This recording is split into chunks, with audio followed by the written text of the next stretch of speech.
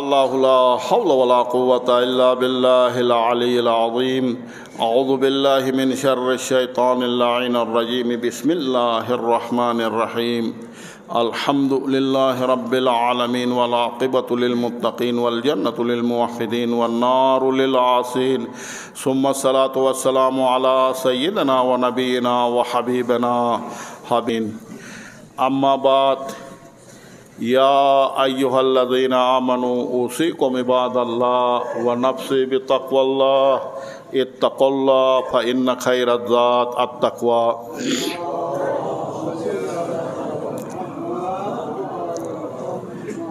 میرے محترم مومنین، بار دیگر سب سے پہلے اپنے آپ سے، پھر آپ بہترین متقی پرہیزگار محبین اہل بیت سے تقوی الہی کی سفارش و گزارش کی جاتی ہے۔ ہمیشہ اپنی زندگی کے انفرادی پہلو میں اور معاشرتی پہلو میں تقوی الہی کو اپنائیے، اور یہی تقوی الہی بہترین سامان آخرت ہے، توشہ آخرت ہے۔ میرے محترم مومنین، آپ روزہ دار ہے، آپ جانتے ہیں گزشتہ خطبہ میں بھی آپ کی خدمت میں عرض کیا گیا تھا کہ اسی مہینے میں اللہ نے قرآن کو نازل کیا اور انسان کی زندگی کے ہر پہلو، کوئی ایسا زندگی کا پہلو نہیں ہے جو قرآن میں ذکر نہ ہو۔ قرآن نے ہر پہلو کی ہدایت کی ہے، رہنمائی کی ہے، اور ارشاد ہے قرآن کے بارے میں ان ھذا القرآن یہدی للتی ہی اقوم ویبشر المؤمنین الذین یعملون الصالحات ان لہم اجرا کبیرا۔ قرآن کے بارے میں ان ھذا القرآن یہدی للتی ہی اقوم، یہ قرآن ہدایت کرتا للتی ہی اقوم، اس راستہ کا جو سیدھے راستہ ہو۔ قرآن ہدایت کرتا اس راستہ کا جو سیدھا راستہ ہو۔ وَيُبَشِّرُ الْمُؤْمِنِينَ الَّذِينَ، اور اللہ بشارت دیتا ان مومنین کو یعملون الصالحات، جو نیک اور صالح عمل انجام دیتے، لہم اجرا کبیرا، ان کے لیے ایک بہت بڑا اجر ہے، بہت بڑا اجر کا خدا بشارت دیتا، خوشخبری دیتا۔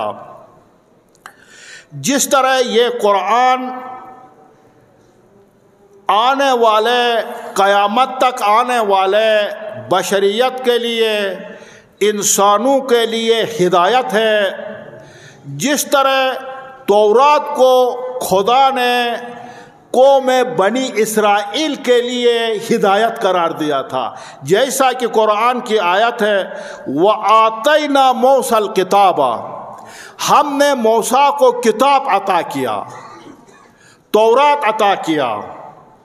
وَجَعَلْنَاهُ هُدًى لِبَنِي اسرائیل، اور اس کتاب کو، جس کتاب کو ہم نے موسیٰ کو دیا تھا، اسی کتاب کو بنی اسرائیل کے لیے ہدایت قرار دیا۔ یہ کتاب جو حضرت موسیٰ کے لیے دی گئی تھی، یہ فقط قوم بنی اسرائیل کے لیے ہدایت ہے، چونکہ ادھر فقط بنی اسرائیل کا لفظ ذکر ہوا ہے، پوری انسانیت کے لیے ہدایت نہیں تھا، پوری بشریت کے لیے ہدایت نہیں تھا۔ لیکن قرآن ان ھذا القرآن یہدی للتی ہی اقوم، یہ قیامت تک آنے والے بشریت کے لیے، انسانوں کے لیے ہدایت ہے، سیدھے راستہ کا۔ اور اقوم اس راستہ کو کہا جاتا جو صاف، شفاف، روشن، محفوظ اور مضبوط راستہ ہو، اسے اقوم کہا جاتا عربی میں۔ یعنی قرآن ہدایت کرتا لوگوں کو، انسانوں کو ایسا راستہ کا جو شفاف ہے، صاف ہے، مضبوط ہے، محفوظ ہے، روشن ہے۔ اور ظاہر ہے قرآن جن راستوں کا ہدایت کرتا، قرآن جن اصولوں کا ہدایت کرتا، جن عقائد کا ہدایت کرتا قرآن، وہ عقائد روشن ہے، وہ عقائد ادراک، قابل ادراک و فہم ہے، ان میں کوئی انحراف نہیں ہے اور ان میں کوئی ابہام نہیں ہے۔ انسانیت کے لیے، انسانوں کے لیے واضح ہدایت اور واضح نشانیاں موجود ہیں، اور اللہ قرآن کا ہدایت کردہ راستہ، قرآن کا بتایا ہوا نظام، قرآن کے بتائے ہوئے اصول و عقائد و دستورات انسانی کھو کے، انسانی فطرت کے مطابق ہے، یکجہتی رکھتے ہیں، انسانی فطرت کا، فطرت سلیم کے مخالف نہیں ہے۔ اور ظاہر ہے آپ دیکھتے ہیں آج مسلمان اخلاقی حوالے سے، دنیاوی ترقی کے حوالے سے، پسماندگی کے حوالے سے دیکھا جائے تو مسلمان مختلف مشکلات میں ہیں، اور کوئی ایسا اسلامی ملک کا حاکم ایسا نہیں ہے کہ جو خود مختار ہو، جس کے سوچ، جس کا فکر غلامی کا نہ ہو، جس کے گردن پر غلامی کے زنجیر نہ ہو۔ اگر آج دیکھا جائے تو سارے ممالک اسلامی غلامی کے زنجیروں میں جگڑے ہوئے ہیں، اور دوسروں کا، طاغوتی طاقتوں کا، کفار کا بالادستی ہے، ان کی حاکمیت ہے۔ اور وارثین اسلام سوارلس معصومین علیہ السلام باندې بلند صلوات۔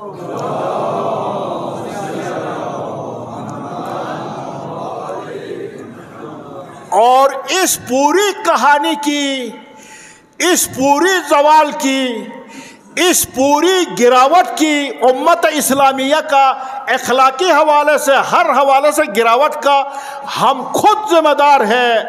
وہ قرآن، ان ھذا القرآن یہدی للتی ہی اقوم، جس راستہ کا رہنمائی قرآن نے فرمایا ہے، ہم نے اس راستہ کو چھوڑ دیا ہے۔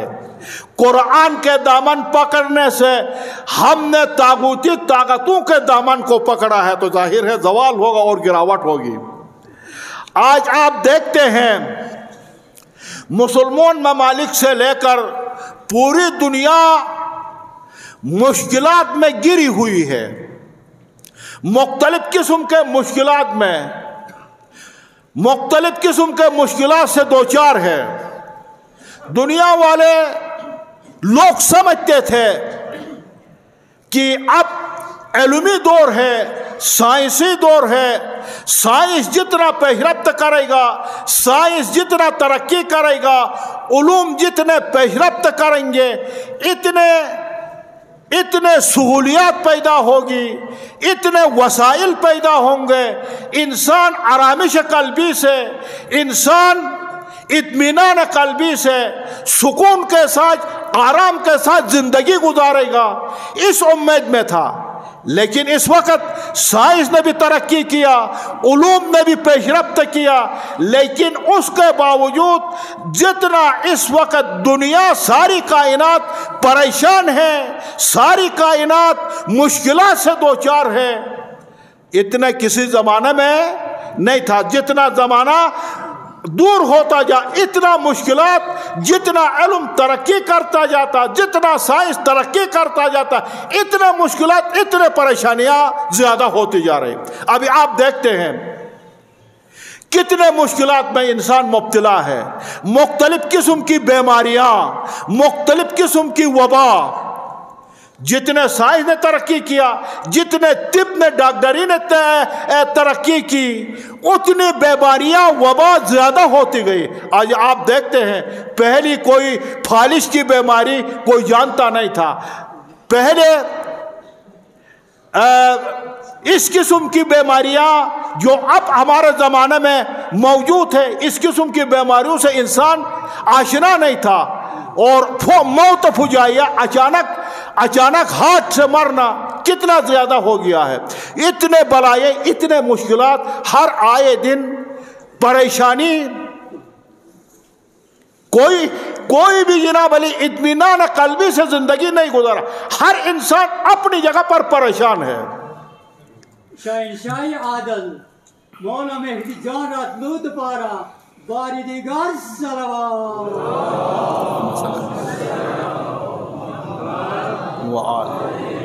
زندگی کے وسائل جتنا جس کے پاس موجود ہے، بنگلوں سے لے کر، مارکیٹوں سے لے کر، گاڑیوں سے لے کر، جائیدادوں سے لے کر، اربوں خربوں پیسے جس کے پاس موجود ہو، لیکن پھر بھی اس کے لیے اطمینان قلبی نہیں ہے، پریشان ہے، ڈپریشن میں مبتلا ہے، ذہنی بیماریوں میں مبتلا ہے۔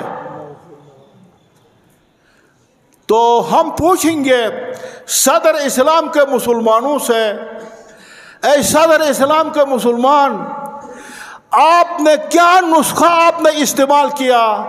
آپ کے پاس کیا علاج تھی؟ کس قسم کا نسخہ تھا؟ آپ اتنے مشکلات میں گرے ہوئے تھے، آپ کے زمانے میں جاہلیت عروج پہ تھا، بربریت عروج پہ تھی، اور مختلف قسم کے بدبختیوں میں مبتلا تھے، پھانسی میں مبتلا تھے، قتل و غارت گری میں، خون ریزی میں مبتلا تھے، اور ایک پس انتہا جاہل قوم سمجھا جاتا تھا۔ تو آپ کے پاس کون سا نسخہ تھا جو آپ جو ہے اس پستی سے نکل کر ایک مضبوط، ایک شریف، ایک کریم اور قوی قوم بن کر عالم کے نقشے میں ابھر آئے، اور آپ لوگوں نے ایک نون جو کے ساتھ بھی آپ پریشان نہیں تھے، ایک خرما کے اوپر بھی آپ گزارا کرتے تھے، آپ پریشان نہیں تھے، اور آج ہمارے پاس کسی چیز کی کمی نہیں ہے پھر بھی ہم پریشان ہیں۔ اے صدر اسلام کے مسلمانوں، کیا نسخہ تھا آپ کے پاس؟ وہ ہمیں بتائے تاکہ ہم بھی اس پریشانیوں سے نکل جائے۔ ظاہر ہے اس وقت کے مسلمانوں کو، صدر اسلام کے مسلمانوں کو جو نسخہ دیا تھا وہ دیا تھا بنیان گزار اسلام، نجات دہندہ انسانیت اور منجی بشریت، رسول اسلام نے وہ نسخہ دے دیا تھا۔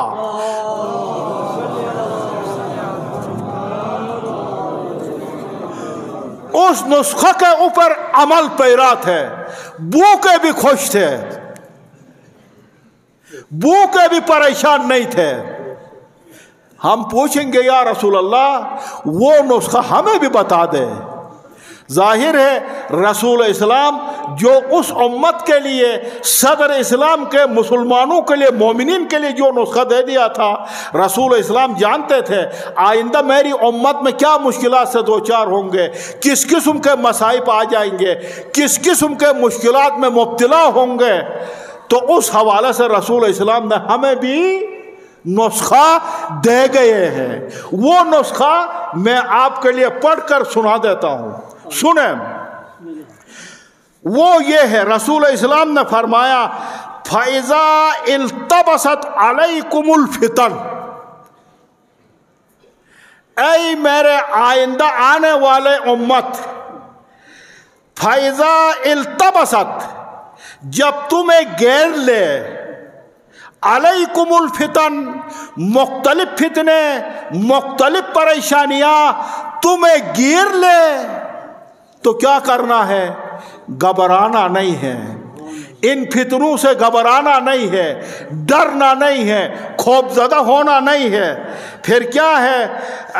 وہ فتن کقطع اللیل المظلمہ، جس طرح تاریکی رات کی تاریکی دن کو ڈھانپ لیتی، اسی طرح اگر فتنے مشکلات تمہیں ڈھانپ لے تو تمہیں کیا کرنا؟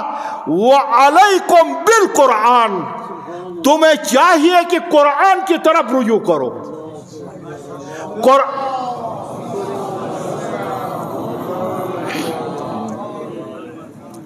تمہیں چاہیے کہ قرآن کے دامن کو پکڑو۔ یعنی کیا مقصد قرآن کے دامن کو پکڑو؟ یعنی قرآن کو اپنے ہاتھ میں اٹھاؤ نہیں، قرآن کے دامن کو پکڑو، قرآن کے اصول کے اوپر عمل کرو، قرآن کے دستورات کے اوپر عمل کرو، قرآن کے بتائے ہوئے احکام کے اوپر عمل کرو، تم پریشانیوں سے دور ہوگے اور تمہاری پریشانیوں کا نجات قرآن ہے، اسلام ہے، دین ہے۔ عطائے توفیقات بارہ بلند صلوات۔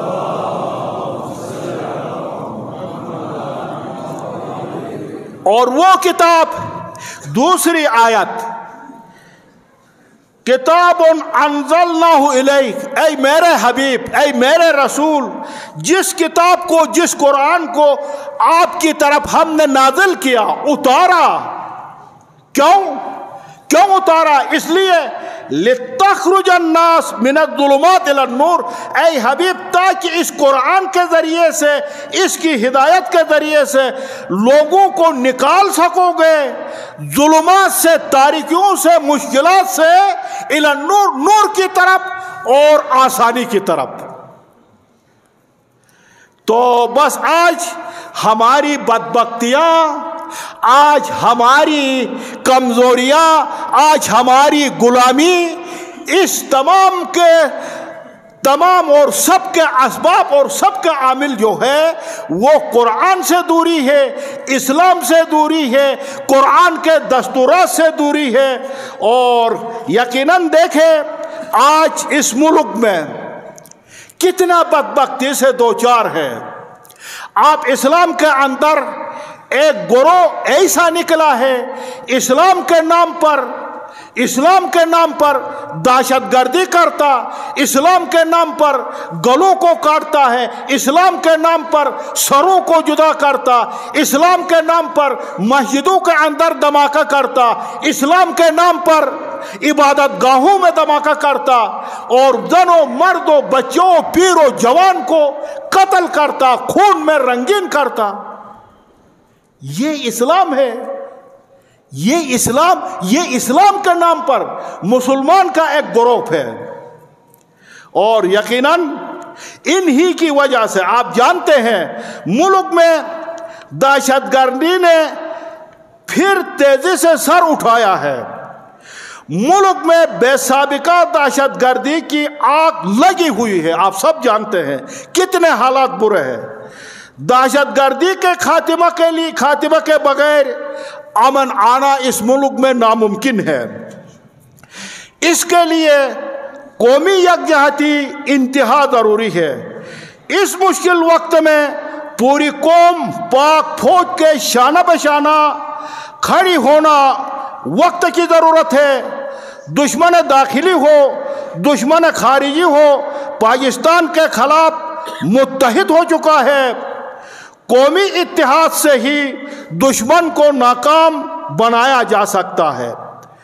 دہشت گردوں کے ساتھ کسی قسم کی نرمی رعایت ملک کے ساتھ غداری ہے، اور اسی نرمی کی وجہ سے، اسی مراعات کی وجہ سے ملک نے بہت نقصان اٹھایا ہے اور دہشت گردی پروان چڑھا ہے۔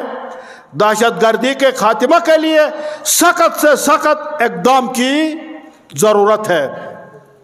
اور یقیناً آپ کے علم میں ہے ہمارا انجمن، خاص سابقہ انجمنیں ہو یا ابھی تازہ انجمن ہو، ہمارا انجمن قومی انجمن ہے، اور یہ جو بھی انجمنیں ہوتی وہ قومی پالیسی پر عمل پیرا ہے، قومی پالیسی کے اوپر عمل کرتی۔ قومی پالیسی ہمارے امن ہے۔ ہمارا قومی نظریہ ریاست کی پالیسی کے ساتھ چلنے کی پالیسی ہے، اور جو ریاست کے خلاف کام کرتے ہیں ان کو ہم باغی سمجھتے ہیں اور دہشت گرد سمجھتے ہیں، اور جو ادارے فوج ان کے خلاف لڑتے ہیں ان کو ہم مجاہد اور محافظ پاکستان جانتے ہیں، اور اسی دوران لڑتے ہوئے جو جان بحق ہوتے ہیں ہم انہیں شہید سمجھتے ہیں اور انہیں درجہ شہادت پر فائز سمجھتے ہیں۔ یہ ہمارا مذہبی نظریہ ہے، اور چاہیے ریاست کو، حکومت کو ہمارے اس نظریے کا احترام کرے۔ اور اسی کے ساتھ مومنین سے، پوری قوم سے گزارش ہے اور امید بھی یہی ہے، جہاں جہاں ہمارے فیڈریشن کے افراد، پاسدار کے محترم اراکین اور اسی طرح ایف سی کے جوان جن جن چوکیوں میں پہرہ دے رہے ہیں، جن چوکیوں میں موجود ہیں، آپ سے گزارش ہے آپ ان کے ساتھ تعاون کریں اور آپ اپنی باری کے انتظار کریں، تلاشی لینے دے دیں۔ یہ آپ کی حفاظت کے لیے ہے، اور یہ آپ کا اخلاقی فریضہ بھی ہے، قومی فریضہ بھی ہے، اور آپ کا شرعی فریضہ بھی ہے۔ اور دعا ہے پروردگارہ بحق انوار طیبہ چہاردہ معصومین اس جمع پر، حاضرین پر، مومنین پر اپنی رحمت برکت نعمت شامل حال فرما۔ پروردگارہ اس قوم کے مشکلات کو آسان فرما۔ پروردگارہ اس پوری قوم کی، ملک کی مٹی کی خیر فرما۔ پروردگارہ تمام مومنات کے نذورات خیرات کو اپنے درگاہ میں قبول و مقبول فرما، اجر عظیم فرما۔